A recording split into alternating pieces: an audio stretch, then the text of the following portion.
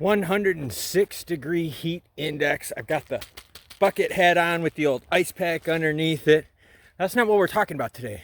Today, we're talking about setting goals and why it's so important to have multiple goals. So let me finish my run and we'll go back into the studio. Well, I made it back home and that was absolutely rough, but no worries, I'm hydrating. Wait a minute, wrong drink here. No worries, I'm hydrating. Electrolyte salted lime. But today we're going to talk about the importance of setting goals, how I pick my goals, an example from some races, why I pick multiple goals, what my goals are for the upcoming heat race, and of course, what am I looking at goal-wise for my 100K mountain race coming up in about 18 weeks. And yes, we're going into my personal training log, pulling back the curtains and showing you what it's all about.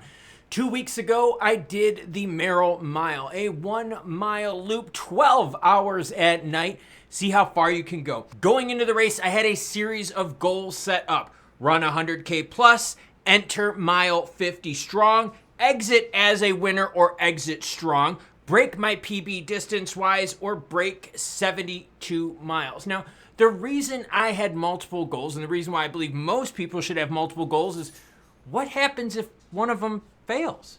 What happens if it's something out of your control? What if a freak shows up to the race and is just pounding it down and kicking your ass and your goal was to win? Do you just give up? No, that's why you go to your secondary goals, and that's exactly what happened to me during the Merrill Mile. A windstorm came in and it shut me down for over 20 minutes as I had to stop racing to help my son secure our aid tent.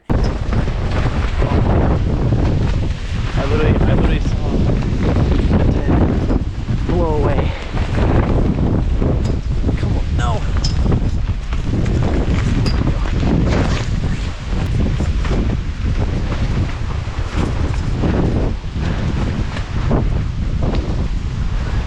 Oh, man.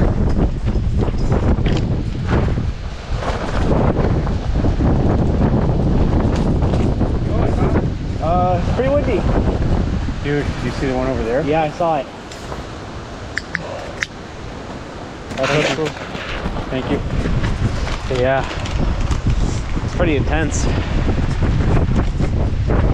How's your tent holding up? I mean, Holding up. it is holding up. You want to lower it? Yeah, probably. Now, that being said, there was a gentleman who was in the same heat as me who was kicking the ever-living crap out of me. I kept running and running. I just could not catch this dude. So I knew I wasn't going to win the race. But because I had secondary goals and other primary goals, I was able to keep my focus and pound on. So as we were keeping logs of how far I was going every hour and I was keeping track of the competition, I realized, hey, winning isn't going to happen, but you know what can happen? I can get to mile 50 and be strong. I can still break my PB distance-wise. And that's where the focus came from. Yeah, I admit, I did not achieve the primary goal of exiting as a winner. But I did exit strong at mile 50. I did break my PB, and I had a blast and learned a bunch with my son. So if I would have just set one goal, it would have been a failure, wouldn't it? But instead, I set multiple goals. So just in case something happens, you got backups. Same thing goes with weather, right? What if there's weather conditions? You know, you set yourself saying, hey, I want to run 70 miles in 12 hours, and all of a sudden, huge storms come in. What do you do then? So now let's talk about my heat race coming up and what my goals are regarding the heat race and how I'm figuring out those goals. And for me personally, when it comes to setting goals, I'd set some preliminary ones way far out. And as I get closer to race time, as I have a better understanding of how my body is feeling, that's when I set the concrete goals. So for this 50K heat race that I got coming up, I'll share with you my goals. Like I said, pulling back the curtain on some personal juice. I want a podium finish. Ideally, that is my A goal. I also want to win my age group if I don't get a podium finish. Another goal I got is feel as if I really gave it my all. I don't want to get to the end of the race and be like, you know what?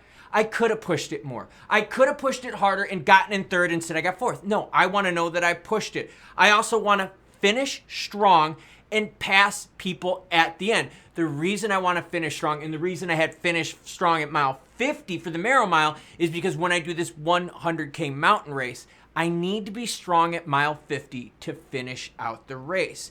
I also want no laps over 30 minutes. Now, this heat race is 2.62 mile loops. So if I can keep my worst lap at peak heat when we're running at 3 p.m., 4 p.m., 5 p.m. under 30 minutes, I will be happy. And a final goal for myself is to put some strong laps down. Now, strong is not really something we can quantify, is it? I tell you, hey, I want you to be strong. You're going to be like, dude, what does that mean? Well, as I get closer to race, I am going to determine times, specific times for what I deem is strong. If we show up to race day and it's only 80 degrees, you bet your butt I'm going to put some spicy numbers down. But if I show up and it's another heat index of 106, then strong is going to have a very different meaning. See, that's why I wait to set my goals in stone until I get closer to the race. How am I doing physically in preparation for the race? How did my training go? Am I getting stronger along the way? And what are those environmental factors out there that we can't control that affect our performance? You don't want to set yourself up for failure, but you want your goals to be reach for some, attainable for others, and then oh crap, this is like plan D, E, F, like the wheels fell off, my goal is just to finish the darn race. And that's completely okay. But if you don't set goals, you just wander around. Let's pretend a little bit, okay? And hold on, let me hydrate. Let me hydrate a little bit here. I tell you, in 1 month, I want you to run. I want you to train. You've got a race in 1 month. And you're like, okay, cool. So you go home and you're running and you're training and all this. You show up to the race and I'm like, awesome. It's a 100-mile race. Have fun. And you're like, but bro, you didn't tell me that it was a 100-mile race. So I was just training for like a marathon. So make sure your goals are specific. Give those goals a reason and a tether to keep you motivated. So like, for instance, with the Marrow Mile race where the freak was just beating the crap out of me, I was like, you know what? Let's not get bogged down by that. Let's focus on entering mile 50 strong. So now with the 100K race, way far out there, like 18 weeks away, how do I look at those goals? Well, what I do when a race is that far away, I start setting some like real preliminary, real like basic ones, okay? I want a top 5 finish. I want to finish in X time. And I start putting stuff like that. And they're not hard goals, okay? They're just something there just to kind of give my training some sort of format, something to anchor to. Now, as I go on with my training, if I'm getting stronger and I'm getting faster, you bet your butt I'm going to start making those goals more aggressive. And as I start getting a better idea for what the course is like that I'm going to be racing, I'm going to get more specific with my time goals. Now, with the 100K race that's coming up, this is the first time ever they're offering the 100K mountain race format, so I really don't have any previous times to judge. So a lot of my goals are going to be based on my individual performance and perceptions. So when it comes to setting goals, set multiple goals. Make some of them realistic. Make some of them reach goals so that it forces you to push it and bust your butt. And also make sure that you understand that goals are there to help you, not to hurt you. Goals should be motivational, not something that discourages you. And I'll admit, and I'll end the video this way.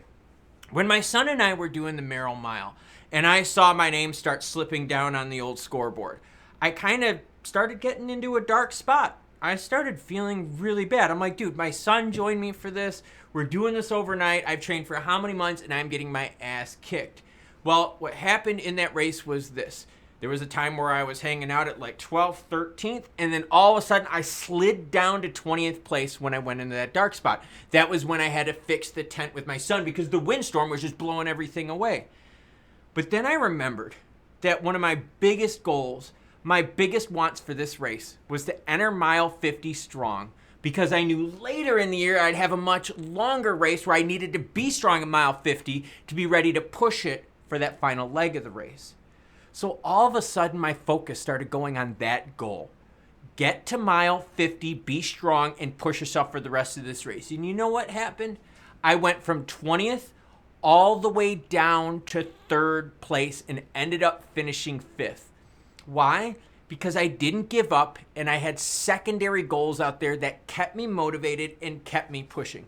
And the best part was my son knew those goals as well and wouldn't let me slide any further into the darkness. He kept saying, Klaus, you gotta be strong at mile 50. That's what you want to focus on. Strong at mile 50. And we did. And while focusing on being strong at mile 50, I started running people down. And all of a sudden, that dark spot that I was in became a light spot. And that's the point of setting goals. Make sure they give you motivation and reason to shine, not a reason to hold your head down. Because whether you finish first or last, it's really not about that. It's more about, did you achieve your goals or did you miss them? On our, there's Klaus. In the yellow tank top.